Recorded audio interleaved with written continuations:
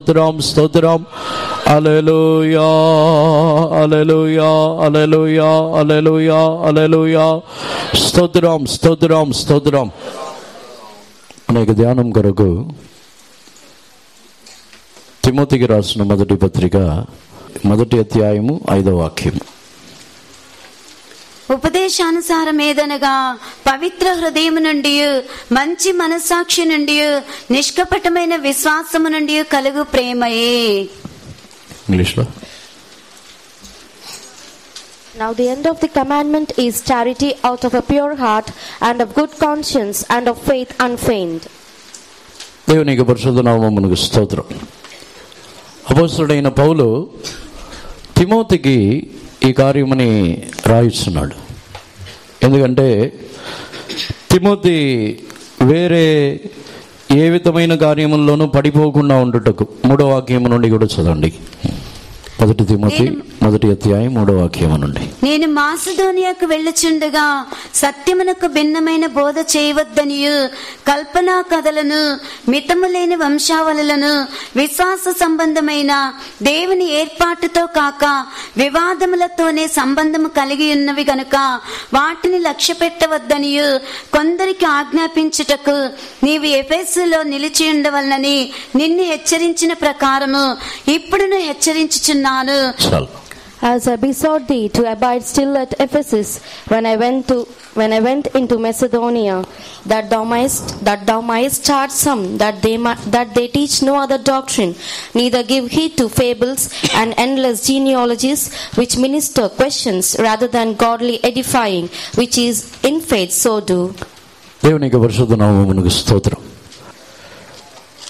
ఈ ఆజ్ఞ యొక్క సారాంశము మరొకసారి కూడా 5వ వాక్యం నుంచి చదవండి. ఉపదేశ సారం ఏదనగా పవిత్ర హృదయము నుండి, మంచి మనస్సాక్షి నుండి, నిష్కపటమైన విశ్వాసము నుండి కలిగి ప్రేమయే. Now the end of the commandment is charity out of a pure heart and of a good conscience and of faith unfeigned. ఉపదేశ సారము. ఎందుకు తిమోతికి ఈ మాటని చెప్పుతున్నాడంటే, తిమోతి తాను ఏ విధమైన బోధల చేతనో, కల్పన కథలో, లేకపోతే తన యొక్క జీవితంలో వాక్కువాదములకు, వివాదములకు తగిన వంశావళి, వీటిని బట్టి తిమోతి మోసపోకూడదని ఈ కార్యములని రాయిస్తున్నాడు. దేవునికి పరిశుద్ధ నామమునకు స్తోత్రం.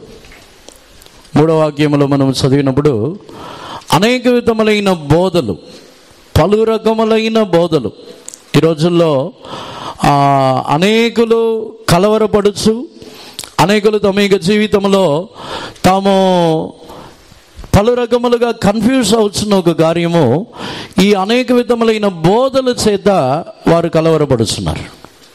చాలామంది యొక్క బోధలు. దేవునికి పరిశుద్ధ నామమునకు స్తోత్రం.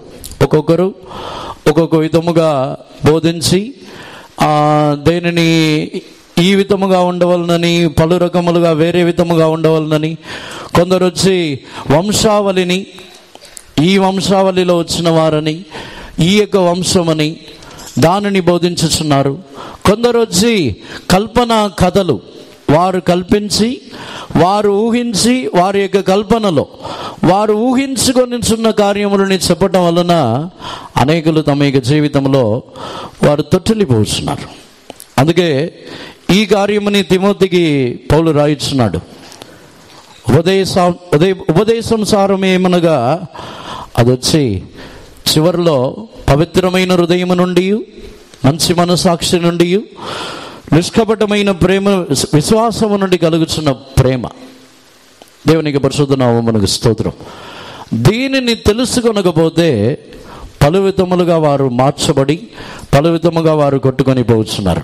ఎఫెసీయులకు రాసిన పత్రికలు కూడా మనం చదివినప్పుడు అక్కడ కూడా అనేక విధములైన బోధల చేత కొట్టుకొని పోకుండా ఉండుటకు ప్రేమతో సత్యమునకు లోబడి ఉండవలను. చదవండి 4వ అధ్యాయము 14-15 వాక్యములను చదవండి. అందువలన మనం ఇక మీదట పసిపిల్లలమై ఉండి మనుషుల మాయోపాయముల చేత వంచనతోను తప్పు మార్గమునకు లాగు కుయుక్తితోను గాలికి కొట్టుకొని పోవునట్లు కల్పింపబడిన ప్రతి ఉపదేశమునకు ఇటు అటు కొట్టుకొని పోవచ్చు అలల చేత ఎగురుగొట్టబడిన వారమైనట్లుండక ప్రేమ కలిగి సత్యము చెప్పుచు క్రీస్తు వలె ఉండుటకు మనం అన్ని విషయములలో ఎదుగుదుము. కల్పింపబడిన ప్రతి బోధలో మనము గాలి చేత ఇటు అడ్డు కొట్టుకొని పోవచ్చిన వారుగా ఉండక ప్రేమ చేత క్రీస్తు యొక్క సత్యమునకు లోబడి ఉండవలననేదే ఎఫెసీయులకు కూడా అపోస్తలుడైన పౌలు హెచ్చరించుచున్నాడు. ఈ కార్యముని మరలా ఎందుకు చెప్పుతున్నానంటే, అనేకులు ఈ కల్పింపబడుచున్న వాటికే వారు ఇటు అడ్డు కొట్టుకొని పోతున్నారు. కల్పింపబడుచున్న బోధ, దేవునికి పరిశుద్ధ నామమునకు స్తోత్రం. కల్పింపబడుచున్న బోధ అంటే యేసు ప్రభు తాను చెప్పని కార్యములు, ఇంకను పరిశుద్ధ గ్రంథములో లేని కార్యములని వారే కల్పించి, వారే దానిని ఒక ఆజ్ఞగా మార్చి, వారే సొంతముగా తమ యొక్క కల్పనలో ఊహలో ఏ కార్యం అనిపించుచున్నదో వాటిని బోధించుచున్నారు. దాని వలన అనేకులు అటు ఇటు కొట్టుకొని పోతున్నారు. దానికి కారణం ఏమిటంటే వారు ఇంకా పసిపిల్లలై ఉన్నారు, ఇంకా ఎదగని వారై ఉన్నారు. తిమోతి కూడా మిక్కిలి చిన్నవాడై ఉన్నప్పుడు తిమోతికి పౌలు ఈ కార్యముని నేర్పించుచున్నాడు. నువ్వు ఈ విధముగా ఉండవద్దు, ఈ విధముగా కాకుండా ఆ ప్రేమని బట్టి జీవించవలనని మనము అక్కడ చెప్పుచున్నాడు.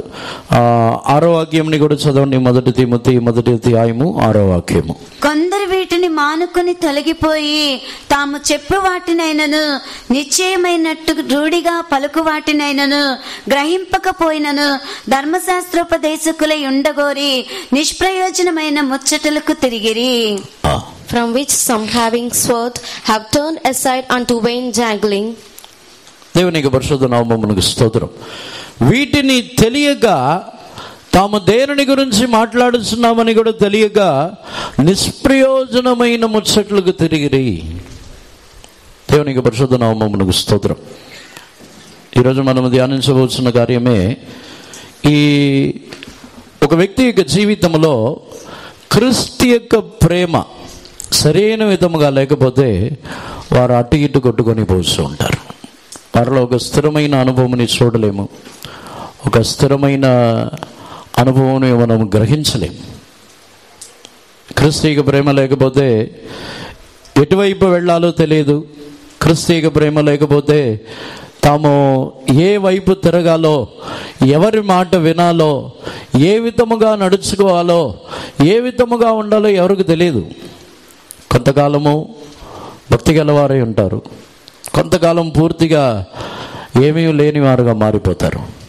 కొంతకాలము ఆసక్తితో ఉంటారు, కొంతకాలము సమస్యలిపోయి ఉంటారు. దానికి కారణమే ఈ కల్పితమైన బోధనని వినుచున్నప్పుడు వారు స్థిరముగా లేకుండా పోవచ్చున్నారు. అందుకే ప్రేమలో మనము స్థిరపరచబడవలను. ఎఫెసీయులకు కూడా పౌలు రాయించినప్పుడు ప్రేమలో వేరుపారి ఉండుడి, ప్రేమలోనే స్థిరముగా ఉండుడి అని చెప్పుచున్నాడు. దేవునికి పరిశుద్ధ నామమునకు స్తోత్రం. ఈరోజు మనం ధ్యానించవలసిన కార్యమే, మన జీవితంలో మన యొక్క సంఘములలోనూ పూర్తిగా తొలగిపోయిన ఒక కార్యము క్రీస్తు యొక్క ప్రేమ. పూర్తిగా అనేకుల యొక్క జీవితంలో చూసినప్పుడు ఇప్పుడు ప్రమాణములను, ఇప్పుడు అనేక విధములైన ఆజ్ఞలను, ఇంకను సొంతముగా కల్పితముగా నిర్ణయించిన ఉపదేశములను అధికమై ఉన్నది. కానీ క్రీస్తు యొక్క ప్రేమ తొలగిపోయింది. క్రీస్తు యొక్క ప్రేమని సంగమంలో మనం చూడలేం. దేవునికి పరిశుద్ధ నామమునకు స్తోత్రం. దానిని గురించే ఈరోజు మనం ధ్యానించాలని కోరుతున్నాం. మొట్టమొదటిగా 97వ కీర్తనకు మనం వచ్చినట్లయితే, దేవునిని ప్రేమించుచున్న వారు ఎటువంటి వారై ఉంటారు అని కీర్తనకర్త చెబుతున్నాడు. 97వ కీర్తన 10వ వాక్యముని చదవండి. యెహోవాను ప్రేమించు వారులారా, చెడుతనమును అసహ్యించుకొనుడి. తన భక్తుల ప్రాణములను ఆయన కాపాడుచున్నాడు. భక్తిహీనుల చేతుల నుండి ఆయన వారిని విడిపించును. Ye that love the Lord hate evil. He preserveth the souls of his saints. He delivereth them out of the hand of the wicked. యెహోవాని ప్రేమించు వారులారా, చెడుతనముని అసహించుకొనుడి. చెడుతనం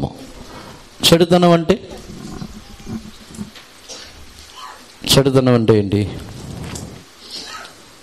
క్లుప్తంగా చెప్పాలంటే, తిమోతి రాసిన పత్రికకు వచ్చినప్పుడు, అదే మొదటి తిమోతి 6వ అధ్యాయమునకు వచ్చినట్లయితే, అక్కడ అపోస్తలుడైన పౌలు చెడు కీడు అన్నిటికీ మూలము ఏమిటంటే 10వ వాక్యముని చదవండి.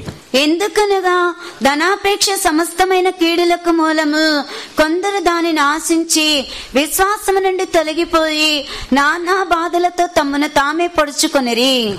For the love of money is the root of all evil, which while some coveted after, they have erred from the faith and pierced themselves through with many sorrows. దేవునికి పరిశుద్ధ నామమునకు స్తోత్రం. మొట్టమొదటిగా దేవునిని ప్రేమించుచున్న వారు చెడుతనమని అసహించుకొనుచున్నారు. చెడుతనం అని చెప్పినట్లయితే, ధనాపేక్షతో ఉన్నట్లయితే నిశ్చయముగా ప్రతి కీడుని చేయుటకు వారి యొక్క జీవితంలో వారు ప్రయాసపడుతున్నారు. ధనాపేక్ష, ధనముని ఆశించుచున్న వారు నిశ్చయముగా వారు, అక్కడ రాయబడి ఉన్న కార్యము, ధనాపేక్ష చేత వారు విశ్వాసము నుండి తొలగిపోయి తమ్మును తామే వారు పొడుచుకొనుచున్నారు. తిమోతికి దాన్ని రాయిస్తున్నాడు. నిష్కపటమైన విశ్వాసము ద్వారా కలుగుచున్న ప్రేమ. దేవునికి పరిశుద్ధ నామమునకు స్తోత్రం. నిష్కపటమైన విశ్వాసం అనేది ధనాపేక్ష ఉన్నవారికి రాదు.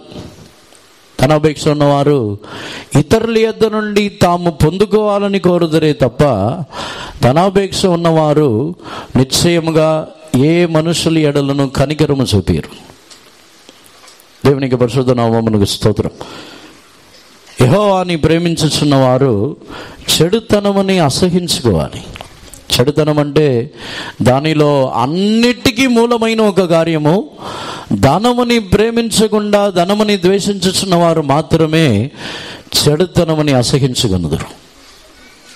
ఇప్పుడు ధనాపేక్ష నాకు లేదు, ధనముని గురించిన ఆశే లేదు అని ఎవరైనా చెప్పేవారు ఉన్నారా?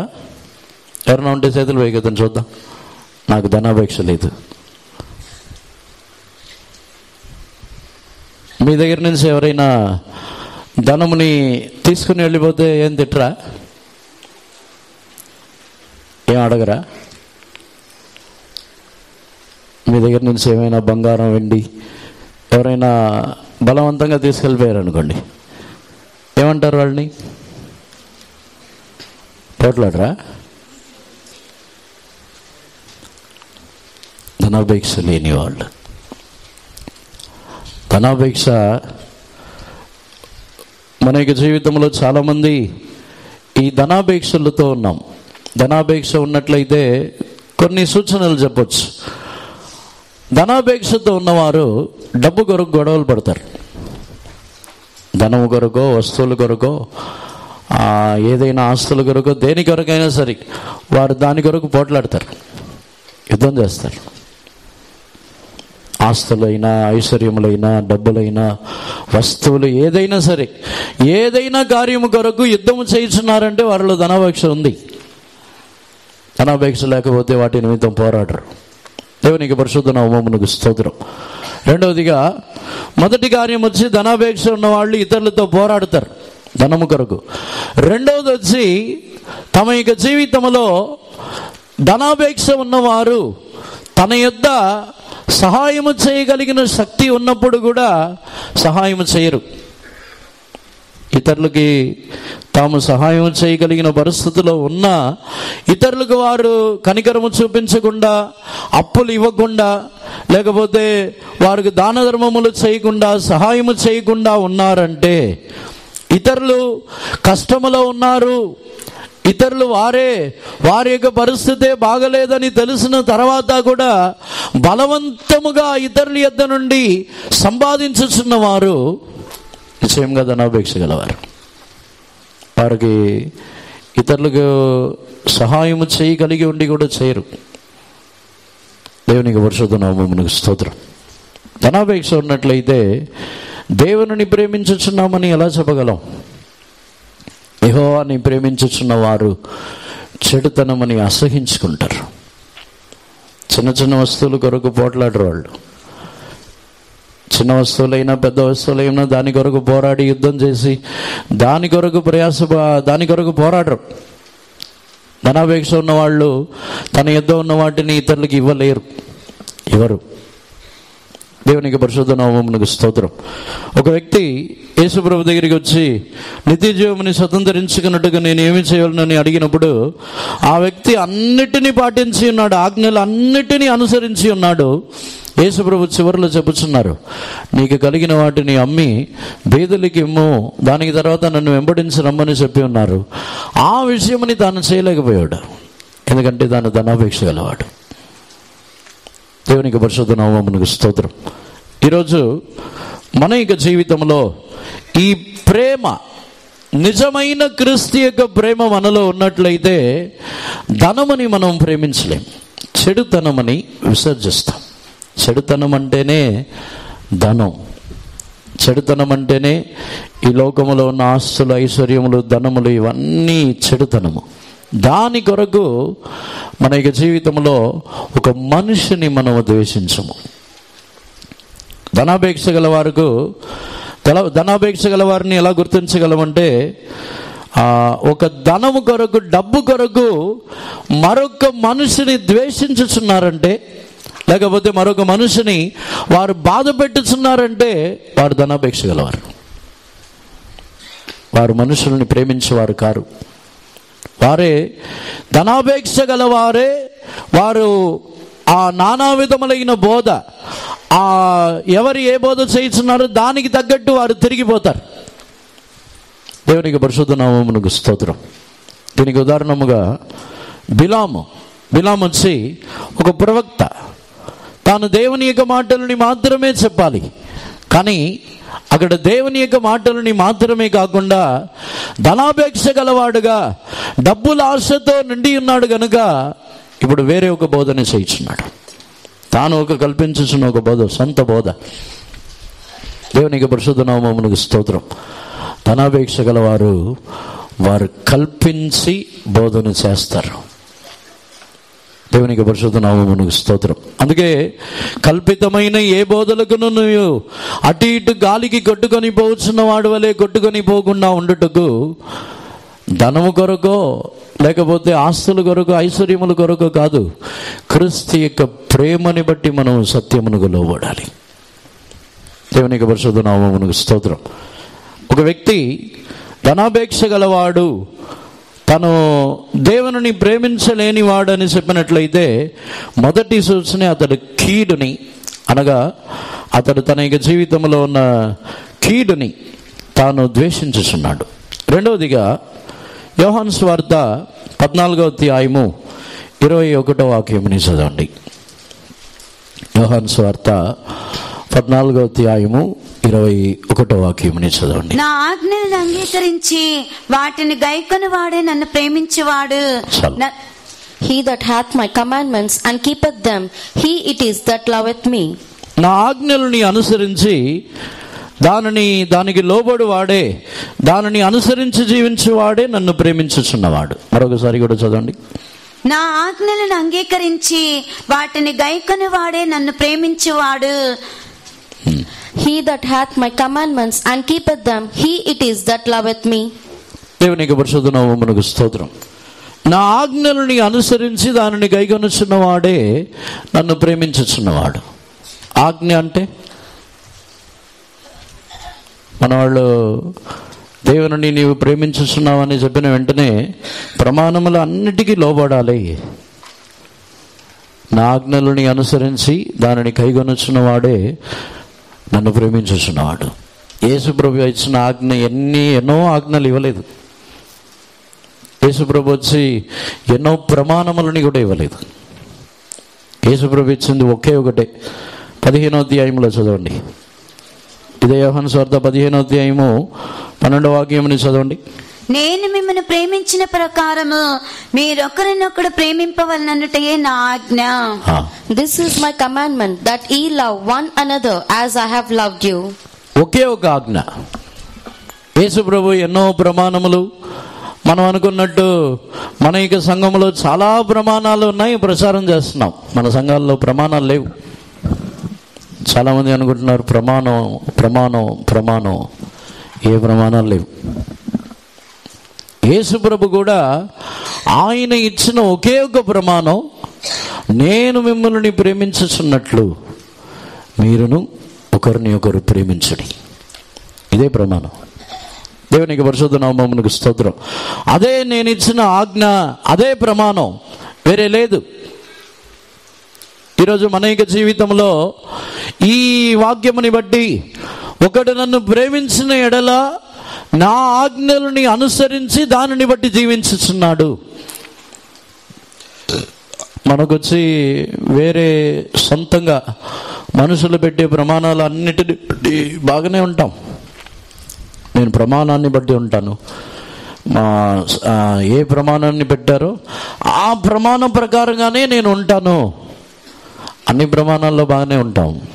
ఈ ఒక యవనస్తుడు ధనవంతుడు వచ్చి యేసుప్రభు దగ్గరికి చెప్తున్నాడు, చిన్నతనంలో నుంచే ఈ ప్రమాణాలు అన్నిటిలో నేను కరెక్ట్గా ఉన్నాను, కానీ ఇతరులని మాత్రం ప్రేమించను.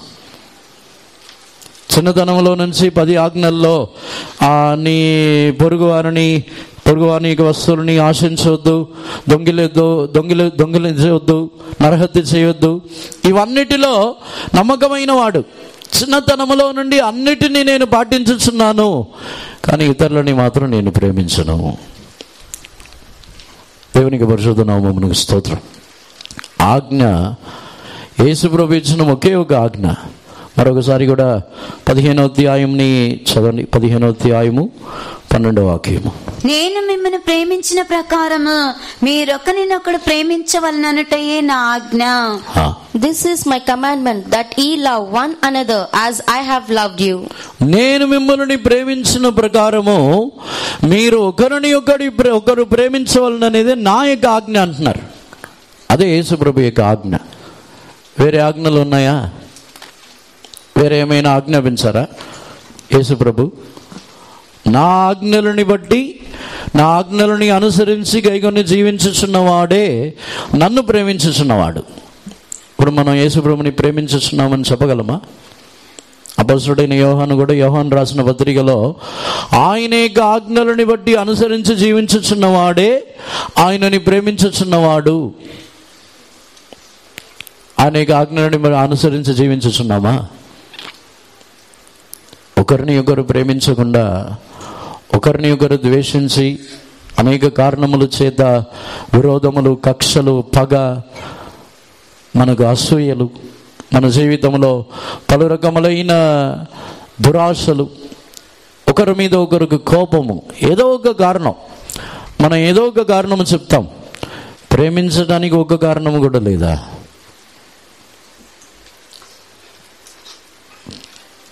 మనం ఎదుటి వారిని, మన పొరుగు వారిని, ప్రతి ఒక్కరిని ప్రేమించడానికి యేసు ప్రభు కారణముగా లేరా? ఒక వ్యక్తిని ద్వేషించడానికి ఎన్నో కారణములు మనం చెప్పొచ్చు. ఒక వ్యక్తిని విరోధించి, ఒక వ్యక్తికి విరోధముగా మాట్లాడడానికి, పగ తీర్చుకోవడానికి అనేక కారణములని చెప్పొచ్చు. కానీ ప్రేమించటకి యేసు ప్రభు కారణముగా లేరా? ఒకరిని ఒకరు ప్రేమించుడి.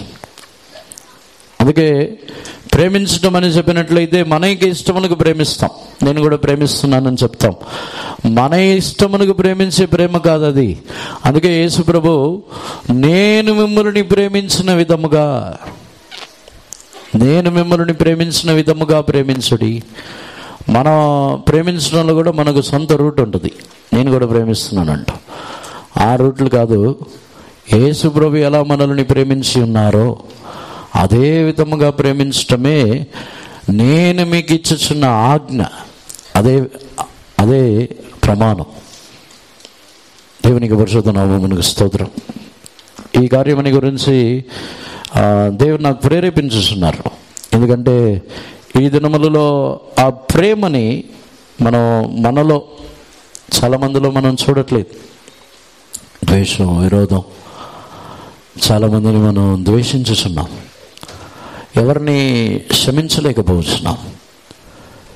ఎవరిని కూడా మనం ప్రేమించలేని పరిస్థితులు మారిపోయాం. ఆ అనుభవము, ప్రమాణములు, ఆజ్ఞలు, ధర్మశాస్త్రములు అధికమైపోయి ఆ ప్రమాణములని గురించి మాట్లాడుతున్న ముచ్చట్లు ఎక్కువైపోయాయి. కానీ క్రీస్తు యొక్క ప్రేమని గురించి మాట్లాడేవారు లేరు. క్రీస్తు యొక్క ప్రేమ ఏ విధముగా మనల్ని ప్రేమించి ఉన్నారో ఆ ప్రేమని గురించి చెప్పేవారు లేరు. ప్రమాణములు, ఆజ్ఞలు వెంబడి ఆజ్ఞ, ప్రమాణములు వెంబడి ప్రమాణము, ఇవన్నీ కూడా ప్రేమ తొలగిపోయినప్పుడే వచ్చుచున్నది. దేవునికి పరిశుద్ధ నామమునకు స్తోత్రం. ఈ వాక్యముల ద్వారా మనలో మనం క్రీస్తుని ప్రేమించుచున్న వారమైతే మనలో కొన్ని స్వభావములని మనం చూడవచ్చు. దానిలో మత్తయి సువార్త 10వ అధ్యాయము 37-38 వాక్యములని చదవండి. తండ్రినైనను తల్లినైనను నాకంటే ఎక్కువగా ప్రేమించేవాడు నాకు పాత్రుడు కాడు. కుమారునైనను కుమార్తెనైనను నాకంటే ఎక్కువగా ప్రేమించేవాడు నాకు పాత్రుడు కాడు. తన సిలువనెత్తుకొని నన్ను వెంబడింపనివాడు. He that loveth father or mother more than me is not worthy of me, and he that loveth son or daughter more than me is not worthy of me. దేవునికి పరిశుద్ధ నామమునకు స్తోత్రం. తండ్రినైనను తల్లినైనను కుమార్తెలైనను కుమారులైనను నాకంటే అధికముగా ప్రేమించువారు నాకు పాత్రుడు కారు. యేసు ప్రభుని మనం ప్రేమించుచున్నాము, నేను యేసు ప్రభుని ప్రేమించుచున్నానని చెప్పేవారు వీరందరికంటే అధికముగా మనం యేసు ప్రభుని ప్రేమించుచున్నామా? మన తల్లిదండ్రుల కంటే యేసు ప్రభు మీద అధిక ప్రేమ ఉందా? మన ఇంక పిల్లల కంటే యేసు ప్రభుని మనం అధికముగా ప్రేమించుచున్నామా? దేవునికి పరిశుద్ధ నామమునకు స్తోత్రం. ఆ తల్లిదండ్రుల కంటే యేసు ప్రభుని అధికముగా ప్రేమించుచున్నామనే ఆ కార్యం ఎప్పుడు బయలుపరచబడుతుందంటే తల్లిదండ్రుల యొక్క విషయంలో కొన్ని కార్యములు జరిగినప్పుడే. మన యుద్ధ నుండి వారు తీసివేయబడినప్పుడు యేసు ప్రభుని నిజముగా అధికముగా ప్రేమించినట్లయితే మన యొక్క జీవితంలో యేసు ప్రభుని మనం ప్రశ్నించము, దుఃఖము కలగదు. యేసు ప్రభుని మనము ఏమాత్రము కూడా కోపముతో ప్రశ్నలతో ఆయన్ని అడగము, మనం ఏమీ అడగం. ఎందుకంటే మనకి తల్లిదండ్రుల కంటే మనం యేసు ప్రభుని అధికంగా ప్రేమించుతున్నాం. తన యొక్క కుమారులు కుమార్తెల కంటే అధికముగా యేసు ప్రభుని ప్రేమించకపోతే వారు ఆయనకు పాత్రులు కారు. మనం ఎవరిని ప్రేమించుతున్నాం? పొరుగు వారిని, మన తోటి వారిని ప్రేమించుతున్నాం. ఎవరినైనాను యేసు ప్రభు కంటే అధికముగా ప్రేమించకూడదు. వారి నిమిత్తము, యేసు ప్రభు నిమిత్తము ఎవరినైనా వదిలేయచ్చు, కానీ ఏ మనుషు నిమిత్తము కూడా యేసు ప్రభుని వదలకూడదు.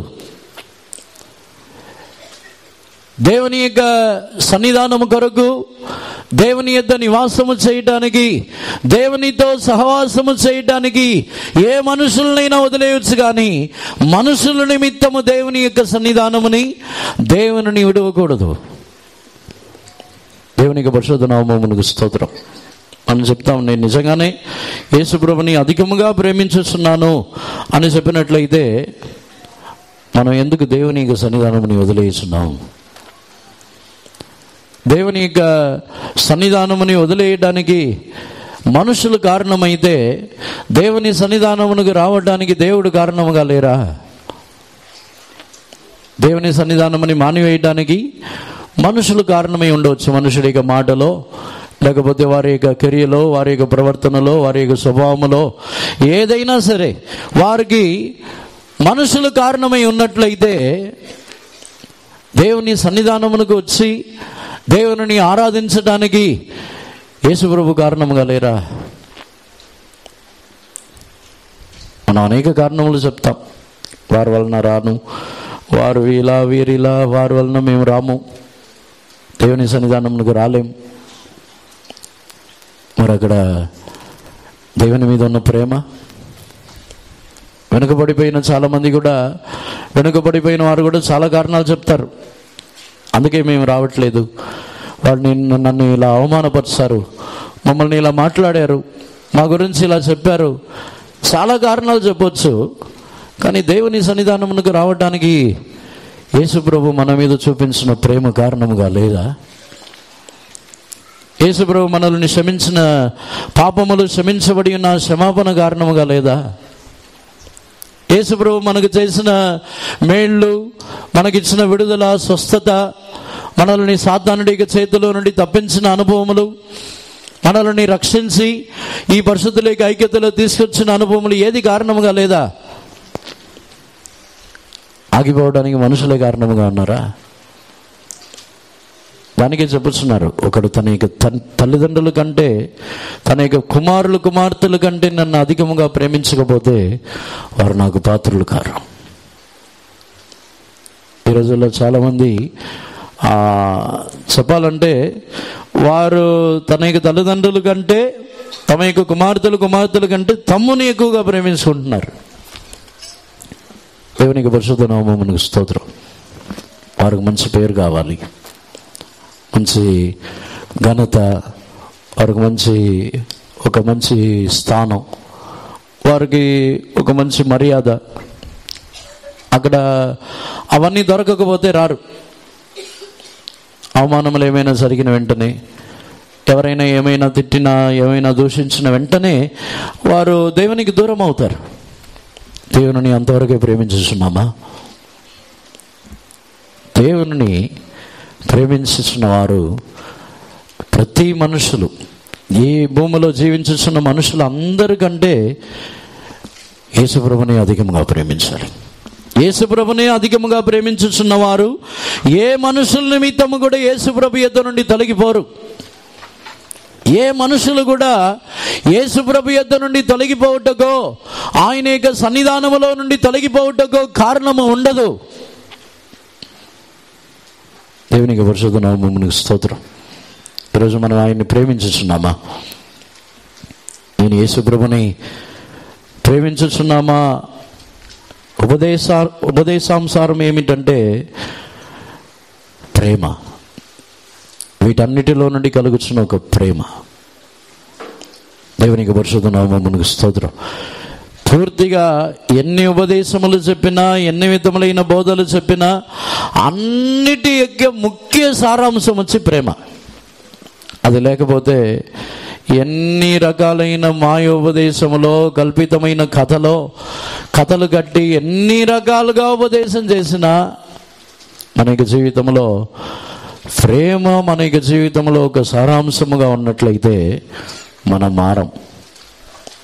క్రీస్తు యొక్క ప్రేమయే మనకి జీవితమునకు సారాంశముగా ఉన్నట్లయితే మనం కదల్చబడము.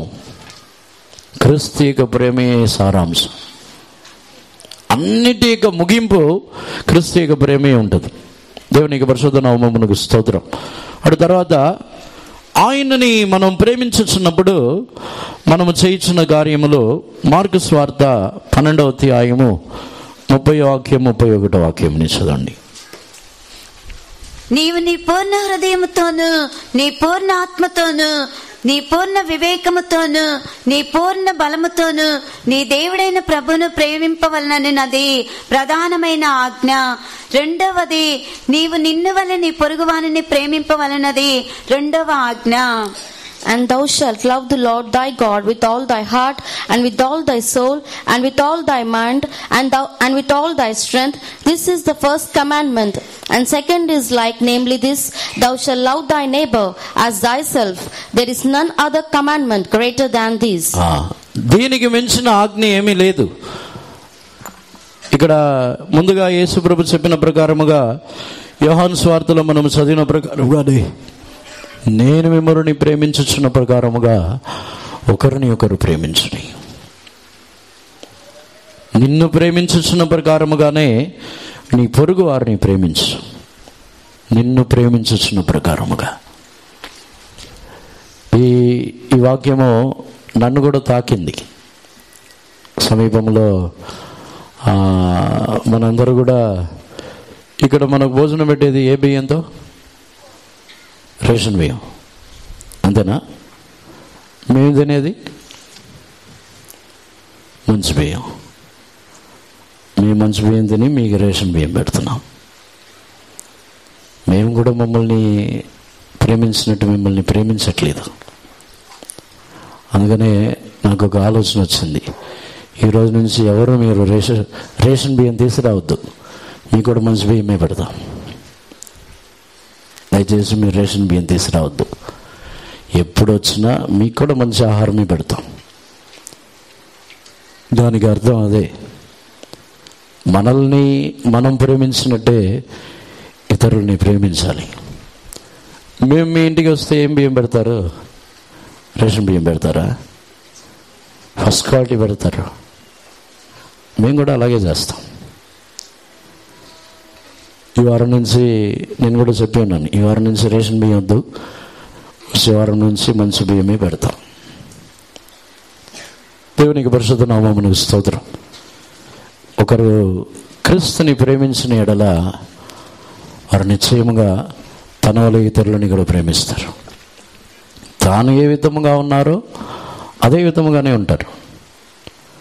తాను ఏ విధముగా ఉండాలనుకుంటున్నారో ఇతరులు కూడా అలాగే ఉండాలనుకుంటారు. అదే క్రీస్తు యొక్క ప్రేమ. నేను క్రీస్తుని ప్రేమించుచున్నానని చెప్పి మనల్ని మనం మాత్రం ప్రేమించుకొని ఇతరుల మీద ఏ ప్రేమ లేని వారైతే అది ప్రేమ లేని ఒక అనుభవం. సంఘములో ఎవరిని తక్కువ ఎవరు ఎక్కువ లేరు. చెప్పాలంటే మన ఇక సంఘంలో ఎలా అలవాటు అయిపోయారంటే సేవకులు, పాస్టర్లు, ఇంకా పెద్దవారు ఇలా అలవాటు అయిపోయి ఉన్నారు. దేవుడు అలా చూస్తారా? నేను కూడా ఆలోచన చూస్తా. సంఘంలో ఇలా చూస్తున్నాం, సేవకులకు ఒక స్థానం, విశ్వాసులకు ఇక్కడ. దేవుడు ఎలా చూస్తారు? దేవుడు సేవకుల్ని సపరేట్గా చూస్తారా ఏంటి? దేవుడు చూసేది అందరినీ మనిషిగానే చూస్తారు. ప్రతి ఒక్కరిని కూడా మనిషి, వారు మనుషులు. మనుషులందరూ మట్టి అయిన వారే, మనుషులందరూ సమానమైన వారే. ఎక్కువ తక్కువ ఏముండవు. సేవకులు కాబట్టి ఇంతవరకు శ్రమపడవచ్చు, విశ్వాసులు కాబట్టి ఇంతవరకు శ్రమపడవచ్చు అనే లిమిట్ ఏమి లేదు. ఎవరైనా ఒకేలాగే శ్రమపడి తీరాలి. దేవునికి పరిశుద్ధ నామమునకు స్తోత్రం. అందుకే ఈ వాక్యములని బట్టి మనం చదివి చూసినట్లయితే ఇంకా అదే వాక్యమునకు మరొక చోట్లో చెబుతున్నారు, నీకు ఇతరులు ఏమి చేయవాలని కోరుచున్నావో దానిని నీవు కూడా దానిని చేయమంటున్నారు. మనల్ని ఇతరులు ఎలా ట్రీట్ చేయాలని అనుకుంటున్నామో, మనల్ని గణపరచాలని మనం కోరుకుంటే మనం గణపరచాలి. మనల్ని గొప్పగా ఉంచాలని కోరుకుంటే మనం ఇతరులని గొప్పగా ఉంచాలి. మనల్ని మంచిగా చూసుకోవాలనుకుంటే ఇతరులని కూడా మంచిగా చూసుకోవాలి. మనకి ఇతరులు ఏమి చేయవలనని మనము కోరుచున్నామో దానిని ఇతరులకును అలాగే చేయాలి. అదే క్రీస్తు యొక్క ప్రేమ. దేవునికి పరిశుద్ధ నామమునకు స్తోత్రం. అటు తర్వాత లూకా సువార్త 7వ అధ్యాయము 47వ వాక్యంని చదవండి. ఆమె విస్తారముగా ప్రేమించెను గనుక ఆమె యొక్క విస్తార పాపములు క్షమింపబడినని నీతో చెప్పుచున్నాను. ఎవనికి కొంచెముగా క్షమింపబడును. Therefore I say unto thee, her sins which are many are forgiven, for she loved much. ఆమె నన్ను విస్తారముగా ప్రేమించి ఉన్నది కనుక ఆమెకు విస్తారమైన పాపములు క్షమించబడి ఉన్నది. ఆమె ఏ విధముగా ప్రేమించింది? యేసుప్రభుని ఆమె ఎలా ప్రేమించింది? ఆమె వచ్చి ఏమీ మాట్లాడలేదు. నేను వచ్చి యేసుప్రభుని ప్రేమిస్తున్నానని చెప్పలేదు. యేసుప్రభు యొక్క పాదం మీద కూర్చొని కన్నీళ్లు కారుస్తూ యేసుప్రభు యొక్క పాదములని తడుపుస్తూ తన యొక్క తల వెంట్రుకలతో తుడుస్తుంది. మరేమీ మాట్లాడలేదు. దాన్నే చెబుతున్నారు, ఆమె నన్ను విస్తారముగా ప్రేమించి ఉన్నది. నిజముగా యేసుప్రభుని ప్రేమించినట్లయితే మనకు ఒక పశ్చాత్తాపం ఉంటుంది. ఈ పశ్చాత్తాపం ఎలాంటిదంటే, యేసుప్రభుని ప్రేమించినప్పుడు మనం ఇతరులని చూడము. యేసుప్రభుని అధికముగా ప్రేమించేవారు ఇతరులు ఏమనుకుంటారని ఆలోచించరు. వాళ్ళు ఏమనుకుంటారు, వీళ్ళు ఏమనుకుంటారు. యేసుప్రభుని అధికముగా ప్రేమించుతున్నప్పుడు అక్కడ ఆ ఇంటిలో చాలామంది ఉన్నారు. వాళ్ళందరూ కూడా అనుకుంటున్నారు, ఈమె పాపి అయిన స్త్రీ అని ఈయనకు తెలియదా? ఆమె పాపి అయిన స్త్రీ అని వాళ్ళు అనుకున్నా ఆమెకు ప్రాబ్లం లేదు. యేసుప్రభు తన యొక్క పాపముని క్షమించాలి. వాళ్ళు పాపి అయినా అనుకోనివ్వండి, పాపిగానే అనుకోనివ్వండి, కానీ యేసుప్రభు క్షమించాలి. యేసుప్రభుని ప్రేమించుతున్న వారికి ఇతరులు పాపులుగా తీర్చే దాన్ని గురించి వారికి విషయం లేదు. వారు ఇతరులు మనల్ని పాపిగానే తీర్చనివ్వండి, ఇతరులు మనల్ని పాపిగానే చూడనివ్వండి, అలాగే ఉండనివ్వండి, కానీ దేవుడు మనల్ని క్షమిస్తే చాలు. ఇతరుల యొక్క దృష్టిలో పాపిగానే ఉందాం, ఇతరుల యొక్క దృష్టిలో మనం అలాగే ఉందాం. ఇతరుల యొక్క దృష్టిలో ఇతరులు ఏమైనా మన జీవితంలో పాపిగానే మనల్ని అనుకోనివ్వండి, కానీ దేవుడు మనల్ని క్షమిస్తే చాలు. యేసుప్రభుని మనం ప్రేమించినట్లయితే పశ్చాత్తాపం దేవుని దగ్గర మాత్రమే ఉంటుంది. తర్వాత వెళ్ళి మనం వారు నన్ను ఇలా అనుకున్నారు, వీరు నన్ను ఇలా అనుకున్నారని చెప్పి ఎవరి దగ్గరికి వెళ్ళి నీతీకరించుకోవాల్సిన అవసరం లేదు. అక్కడ ఆ స్త్రీ పాపము చేసింది నిజమే, కానీ ఆ పాపముని గురించి దాన్ని నీతీకరించుకోవటానికి ఎవరి దగ్గరికి వెళ్ళదు. యేసుప్రభుని ప్రేమించుతున్న వారి జీవితంలో ఆయన యొద్దనే పశ్చాత్తాపముతో తమను తాము తగ్గించుకుంటారే తప్ప వారు ఎవరి దగ్గరికి వెళ్ళి నీతీకరించుకోరు. ఎవరి దగ్గరికి వెళ్ళి నీతీకరించుకోవడానికి వెళ్ళరు. వాళ్ళు ఇతరులు పాపి అని అనుకుంటున్నారా? పాపిగానే అనుకోండి.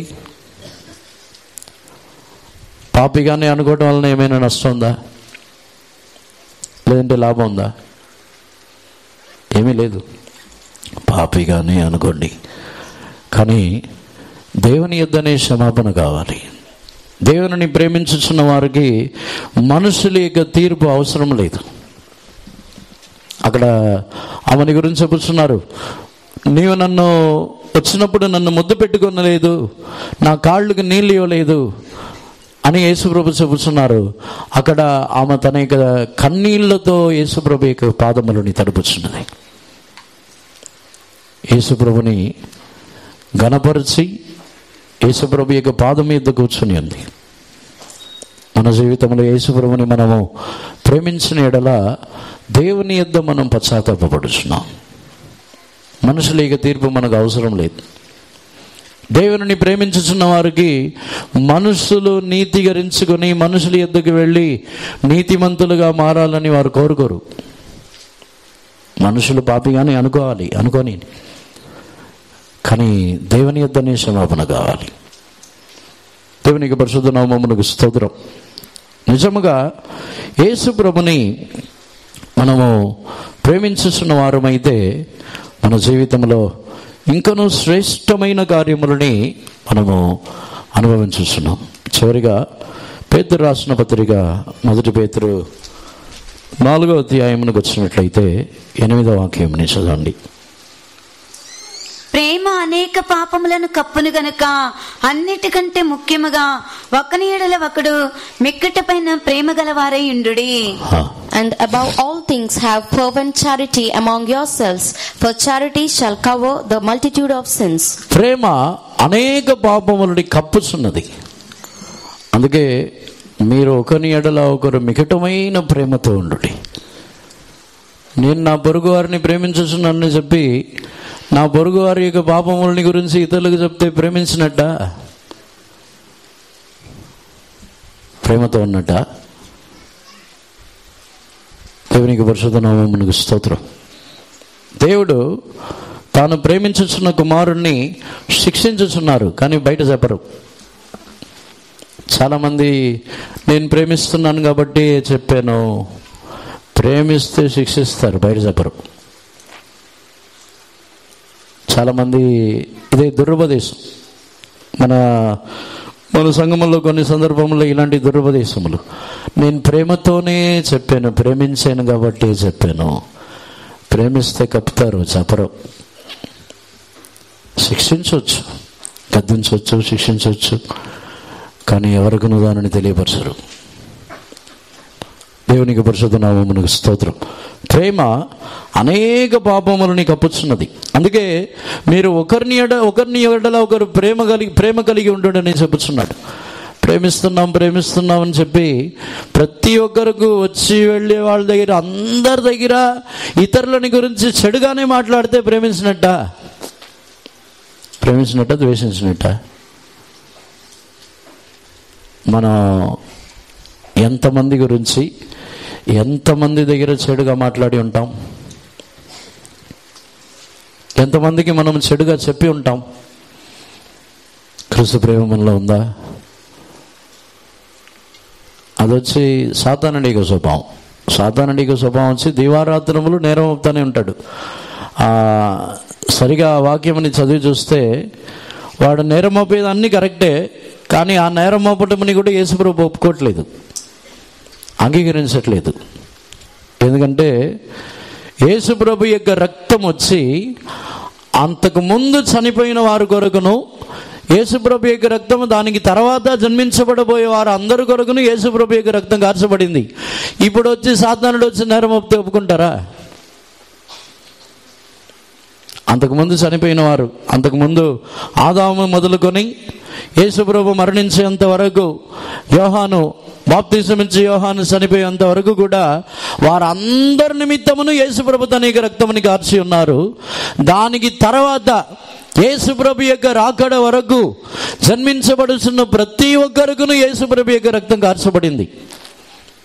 యేసుప్రభు యొక్క రక్తము కార్చబడింది కారణమే వారి యొక్క పాపముల నిమిత్తము యేసుప్రభు తన యొక్క రక్తముని కార్చిన తర్వాత ఆ శిక్షని యేసుప్రభు మనుషులందరి నిమిత్తం, యేసుప్రభు యొక్క రాకడ వరకు ప్రతి మనుషుల యొక్క పాపమునకు తగిన శిక్షని యేసుప్రభు తీసుకున్న తర్వాత సాతానుడు వచ్చి నేరం మోపి న్యాయం తీరుస్తే ఒప్పుకుంటారా?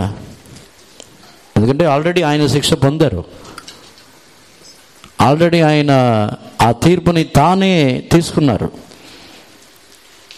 యాక్చువల్గా చెప్పాలంటే మన యొక్క పాపమునకు తీర్పు ఉంది, కానీ ఆ తీర్పుని యేసుప్రభు తీసుకున్నారు.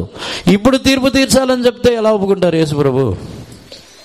ఆల్రెడీ నేను తీసుకున్నాను కదా, ఆల్రెడీ యేసుప్రభు శిక్షింపబడి ఉన్నారు కదా. ముందుగానే యేసుప్రభు తీర్పు తీర్చబడి ఆయన ఆ శిక్షని తన మీద వేసుకున్న తర్వాత ఇప్పుడు వచ్చి నేను న్యాయం తీరుస్తానని చెప్తే ఎలా ఒప్పుకుంటారు?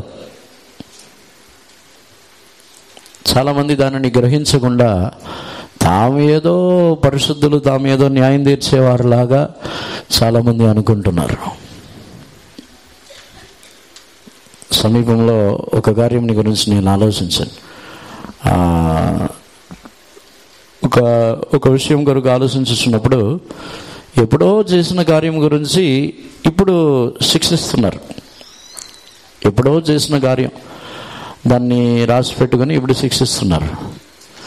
నేను ఆలోచించను, ఒకవేళ వారు తప్పే చేసి ఉండొచ్చు, వారు దేవుని దగ్గర క్షమాపణ అడిగి వారికి సేవలోనో దేవుని దగ్గర పశ్చాత్తాపడి క్షమాపణ అడిగి క్షమించబడి ఉంటే, క్షమించబడిన ఆ పాపముని గురించి ఇప్పుడు శిక్షిస్తే శిక్షించే వారి యొక్క పరిస్థితి ఏంటి అని నేను ఆలోచించాను. ఎప్పుడో చేశారు, ఓకే, కానీ దేవుడే క్షమించేశారు. యేసుప్రభు దగ్గర క్షమాపణ అడిగిన వెంటనే ఆయన క్షమించేశారు అనుకోండి, వారు క్షమించబడి ఉన్నారు. క్షమించబడిన వాటిని గురించి ఇప్పుడు శిక్షిస్తే శిక్షించే వారి యొక్క పరిస్థితి ఏంటి, ఎలా ఉంటుందో?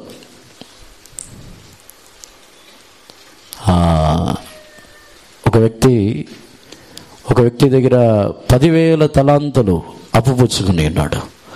10,000 తలాంతులు అప్పు పుచ్చుకున్నప్పుడు అతను దేవుని దగ్గర అడిగిన వెంటనే, అక్కడ యజమానుడి దగ్గర అడిగిన వెంటనే క్షమించబడ్డాడు. క్షమించబడిన వ్యక్తి తాను వెళ్ళి మరొక వ్యక్తి తన దగ్గర 100 దీనార్లు 100 కాసులు అప్పు పుచ్చుకున్న వాడి దగ్గరికి వెళ్ళి నువ్వు దానిని కట్టి తీర్చాలని క్షమించకుండా ఉన్నప్పుడు జరిగిందేంటి? క్షమించబడి ఉన్న 10,000 తలాంతులు కూడా మరలా మోపబడింది. దేవునికి పరిశుద్ధ నామమునకు స్తోత్రం. మన జీవితంలో కూడా ఆ విధముగానే మన జీవితంలో మనం ఇతరులని తీర్పు తీర్చి ఇతరుల మీద మోపుచున్న ప్రతి వాటికి ఒకవేళ మనం తీర్పు తీర్చామనుకుంటాం. కానీ మన మీద జరుగుతున్న కార్యం ఏమిటంటే, ఇప్పటి వరకు మనము జన్మించబడిన దినము నుండి క్షమించబడిందన్నీ మరలా మోపబడింది. పర్వాలేదా? వారు చేసేది కొన్ని, క్షమించకపోయినప్పుడు తిరిగి అన్ని మోపుతారు. మరలా అన్నీ నువ్వు కట్టి తీర్చేంతవరకు చెరచాల్లోనే ఉంచుతాను.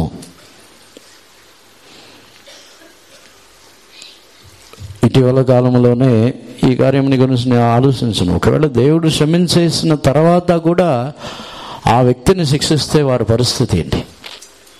వారు ఎవరైనా సరే, భూమిలో ఉన్న ఉన్నతమైన స్థానంలో ఉన్న చీఫ్ మినిస్టర్ అయినా, ప్రెసిడెంట్ అయినా, ప్రైమ్ మినిస్టర్ అయినా సరే, ఎవరైనా సరే, వారి పరిస్థితి ఏంటి? దేవుడు క్షమించిన తర్వాత ఆ వ్యక్తిని శిక్షిస్తే వారి పరిస్థితి. అందువల్ల మనము కూడా దేవుని మనం ప్రేమించాలి.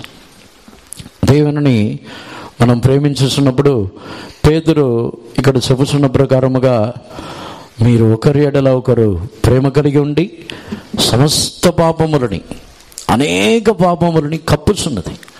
మనం దేవుని నిజముగా ప్రేమించినట్లయితే అనేక పాపములని కప్పుచున్నాం.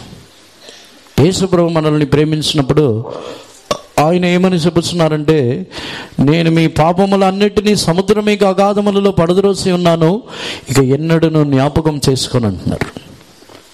జ్ఞాపకమే చేసుకోరంట. మరలా ఎలా చెప్పగలరు? అందరిని కూడా కన్నులు మూసుకొని మనము కూడా ఈ దినములలో ఈ ప్రేమ నుండి తొలగిపోయి ఉన్నాం. మనకు ఉపదేశానుసారమే తెలియక ఆజ్ఞలు, ప్రమాణములు, కల్పితమైన బోధలు, కల్పితమైన కథలు, వాగ్వాదములు చేసిన వంశావళులు, మేము ఇలా అలా, ఆ వంశము ఈ అంశము, మేము మా తల్లిదండ్రులు ఇలా, మా అమ్మ నాన్నలు, మా తాతలు ఇలా, మాకు వాళ్ళు తెలుసు వీళ్ళు తెలుసు, తెలిసి ఏం చేయాలి? అన్నిటికీ ఉపదేశానుసారముగా క్రీస్తు యొక్క ప్రేమలో ఉన్నామా? వంశావళిని బట్టి వాగ్వాదం చేయటం ఎందుకు? కల్పితమైన కథల కొరకు వాగ్వాదములు చేయటం ఎందుకు? అన్ని బోధలు, నానా విధములైన ఉపదేశముల కొరకు వాగ్వాదములు చేయటం ఎందుకు? దేవుని సన్నిధానంలో మనల్ని తగ్గించుకుందాం, క్రీస్తు యొక్క ప్రేమలో సమర్పించుకుందాం, క్రీస్తు యొక్క ప్రేమతో నింపబడదాం. హల్లెలూయా, హల్లెలూయా, హల్లెలూయా, స్తోత్రమయ్యా.